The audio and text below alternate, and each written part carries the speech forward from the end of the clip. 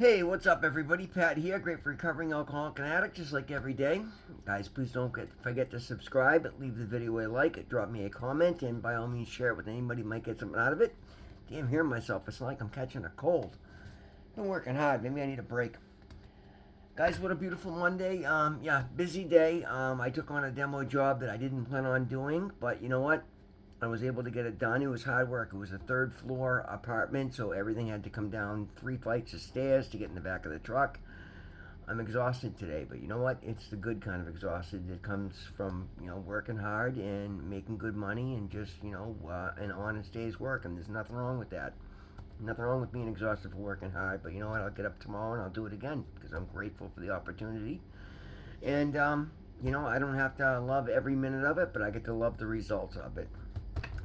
Guys, the most important thing is that I stay clean doing it, no matter what. And that's the title of the reading today, guys.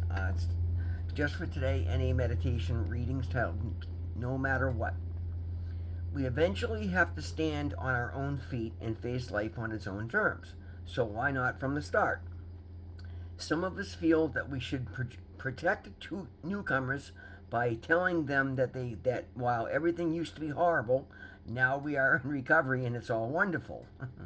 We feel that we might scare somebody away if we speak of our pain or difficulties, broken marriages, being robbed, and things of that like. In a sincere and well-intentioned desire to carry the message, we tend to talk glowingly only about what's going well in our lives. But most newcomers already suspect the truth, even if they have only been clean for a few days. Chances are that the life on life's terms that the average newcomer is experience is quite a bit more stressful than what the old timer deals with each day. If we do manage to convince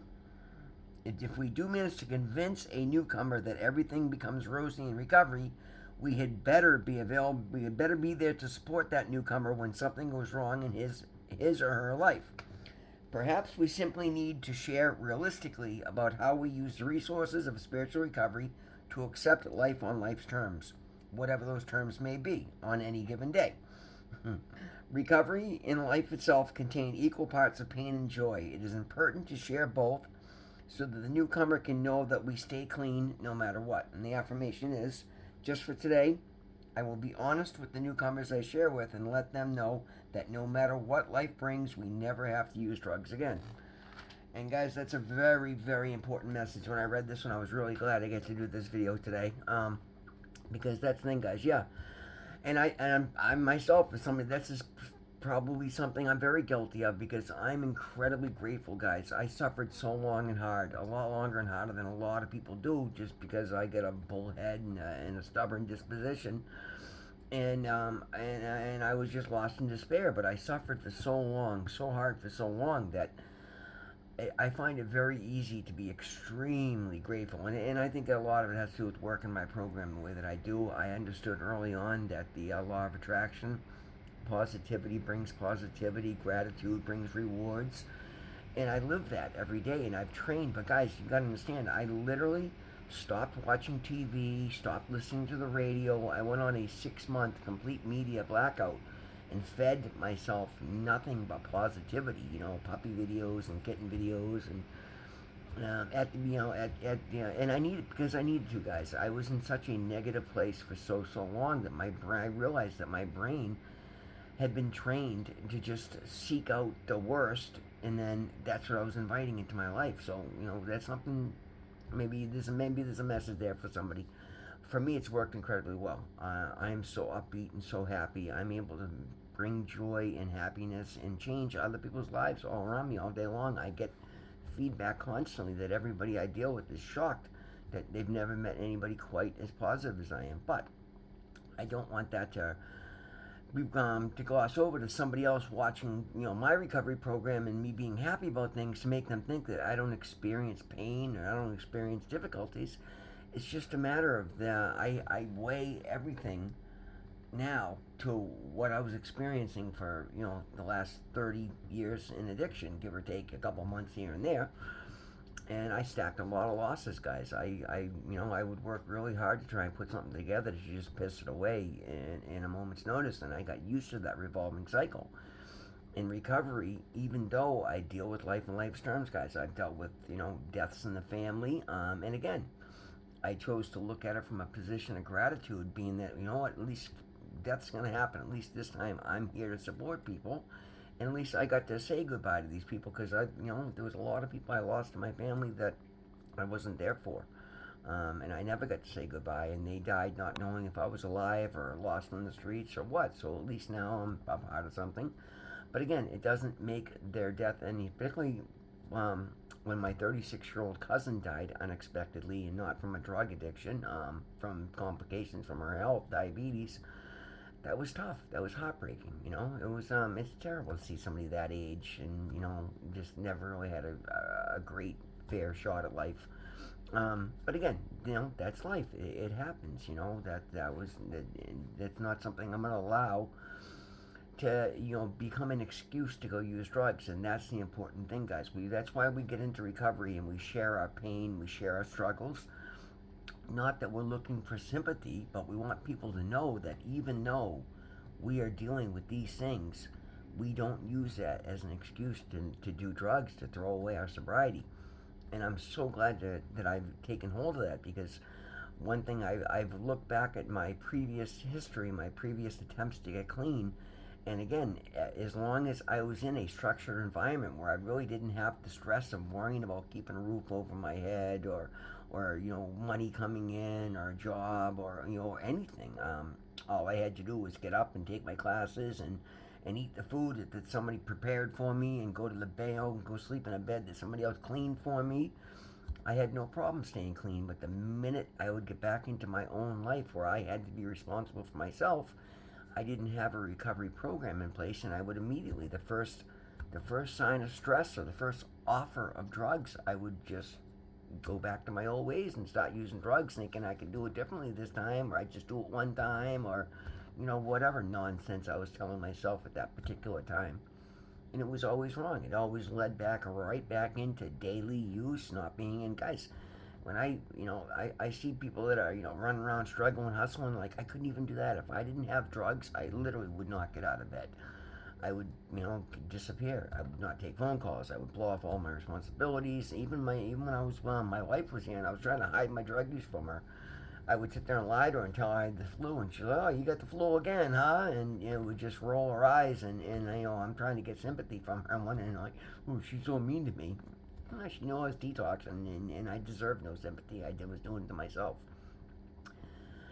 No matter what means exactly that, guys. When I went in for surgery, again, being that I'm on my Sublocade, and that's why I like taking my Sublocade, even though I'm getting ready to walk off of that, because I'm not gonna, use it as a crutch. I'm gonna take it for the year that I promised I would do, and I promised myself, and I signed on for, and that's coming up in just a couple of short months. I think I have one more injection for November and one for December, and I don't know if I have one scheduled for January or not, but if I have one in January, that's the last one, and I'll be on nothing. But again, the reason I enjoy the Sublocade is it's a once a month injection. It doesn't get you high.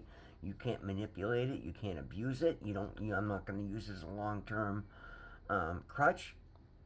But I'm sorry, I skipped over. So anyway, when I went in for my surgery, I thought being on Sublocade that they would understand that, and that would keep them from offering me opiates. But apparently, for a major surgery, they felt that I would need pain meds, and I guess a lot of people do. I have a high tolerance for pain. I don't believe they do me any good. They just get you high. And it wasn't until they offered them and they told me they could reverse my Sublocade and they were going to give me liquid morphine, that's when I got terrified, because I'm like, whoa, like, no, I came in here for a diagnosis, not for comfort meds. And I let them know, I said, absolutely not. You will not administer any pain meds. And they were very respectful about it, but they also kept telling me that I didn't know what I was talking about. I'd never been through surgery before, and they're absolutely right. So I was a little concerned. But I had made a decision right then and there that no, absolutely not. Like, I've been dealing with the pain of the appendicitis for damn near 24 hours now, and I haven't even taken an aspirin yet. Like, no, I'm not interested. And here's the thing, guys. It wasn't like me trying to be cool. It wasn't me. Guys, I'm afraid. I know what's happened in the past when I've used one drug off and running. I had to go on a 6 month, complete media blackout to retrain my brain to think differently because everything I was doing and thinking and acting was so wrong that I knew I needed to reprogram. And I did all that work, guys, all the praying, all the meditating, all the not watching TV, not watching anything, not watching movies, not listening to the radio, feeding myself spiritual podcasts and reading the Bible and just, you know, looking at the complete Tony Robbins library, the complete Abraham Hicks. That's what I would listen to. I'd come home at night and I'd put on YouTube videos that were spiritual recovery, were about learning to journal, learning to write gratitude lists. That's all I would allow into my field of it's all I would take in. That's how I retrained my brain, and I would look for the gratitude, and I would stop and I would ponder every situation, look for the lesson in it, see where I did good, and this is how I've changed my life. So all of a sudden, I walk into the hospital, and they're telling me they're going to give me drugs, and I'm terrified because the one thing I don't know is what's going to happen with all that reprogramming that I done once that drug hits my brain. Like that's what I talk about, the monster switch. I'm afraid that monster switch is going to get activated, and my desire to stay sober is going to be replaced by that feeling of opiates in my system. And that's when I got terrified, like, and literally. But here's the thing: in the past, I would have just rolled over and said, "Well, it is what it is," and I'm not meant to be clean. No, this time, because I've done the work and I actually have a spiritual program, I actually have a conscious contact relationship with my higher power, God. I spoke to God and I'm like, God, I know what this is. This is the test. This is the big test before this new chapter of my life. 'Cause I was right around 6 months sober at that point. And I immediately said no, and I just told them very kindly and very pleasantly, and I explained to them, I said, listen, I'm a drug addict. I just spent 30 years addicted to heroin and fentanyl. I can handle the pain. I came in here for diagnosis. I'm telling you, I'm on Sublocade. I take Sublocade so that if I ever slip up and take an opiate, it won't affect me. I don't want it reversed. I don't want pain meds. I'm not complaining. When you ask me what my pain level is, I will tell you what it is. But I'm not asking for relief. I'm asking for a diagnosis because I know there's something wrong. My body's telling me something is drastically wrong here. And they immediately did a CAT scan and realized my appendix was leaking and it actually burst. They put me in for emergency, immediate surgery. So I went to the hospital like 11 o'clock. They had me in a surgery prep room by 4 o'clock in the afternoon. By 7 o'clock at night, I was going in for surgery. But even the anesthesiologist, I met with them and asked them, what's in the anesthesia? Oh, we're going to do this, that. And I forget what it was like. I don't know. There's some sort of opiates, and I'm like, whoa, have you not heard? Oh, yeah, no, they said you're concerned. No, you don't understand. I'm not concerned. I'm refusing. I am terrified. Like, I've worked too hard to get my life changed. I'm not worried about changing my sobriety date. I'm worried about throwing my life away. I'm worried about dying. Because if you guys give me Percocet or morphine or whatever else, methadone or whatever, when I leave the hospital and I decide to go, I need more, I'm going to need one more, and I go out and I buy a bag of fentanyl, and I overdose and die, like, that's what's going to happen. I know that's the only thing that's waiting for me out there if I allow that drug to hit my system, and I advocated, and I was very nice. I made sure I stayed upbeat, I stayed my cheerful, pleasant self. I was thanking the nurses, I was thanking the doctors. I was very kind, even the janitor walking in the room, showing them that I was not in distress. I was in full control. And I was comfortable. I was making the most of it. I was okay. I made a video in the hospital bed, for my TikTok channel. And that, when I left the hospital, guys, here's the thing. I ended up having surgery like late on Sunday night. They let me go to sleep afterwards. They brought me up to post-op. Again, refused pain meds. They offered them to me again. And then they came in at 4 o'clock in the morning. They checked on me, and I was awake at that point because I couldn't sleep anymore. And they're like, okay, well, what do you want to do? So I want to go home as soon as possible. They're like, well, we can sign you out by 6 a.m. as soon as the nurses come on because you're not taking any pain meds. They knew I was driving my own truck, and they allowed me to drive home at 6 o'clock in the morning. The next, 6 hours after surgery because I wasn't taking opiates. And guys, when I left there, I felt like $1,000,000. I mean, I was sore. I had holes all in me. Yeah, it was painful. It was expected to be painful. I was I could barely move. But I drove myself home and I went to bed and people kept checking on me. Guys, my point is, I developed the understanding that I will not use no matter what. And I convinced myself and I showed myself just how far I was willing to go with no matter what. I've had a newfound confidence in my recovery. It put it took that anxious, quiet anxiety I've had in the back of my head. Is this real? Am I really going to be sober? Am I going to go back to my old life? Because guys, that's wasted energy. Fear is it's useless. It doesn't do me any good. Well, that put that to rest for me, and I was like able to focus fully on this new life of mine. Okay, well, what do I want to do? I stayed home and I healed, and I didn't work anymore. Did a little office work that I could do, and a couple of weeks later, I was up and running and back out, and I was able to put all my energy into this recovery program. And the blessings that have come into my life since then are enormous. Like, I've been given the opportunity to chair my AA meeting. My YouTube channel has been steady growing. My business is off the charts. It's just absolutely amazing. Jobs that I would have never considered taking on, I now do regularly. There's been so many beautiful blessings because I've been able to focus because I let myself know that my baseline is that absolutely no matter what, I will not get high. I will not take drugs. I will deal with any and every circumstance that comes up.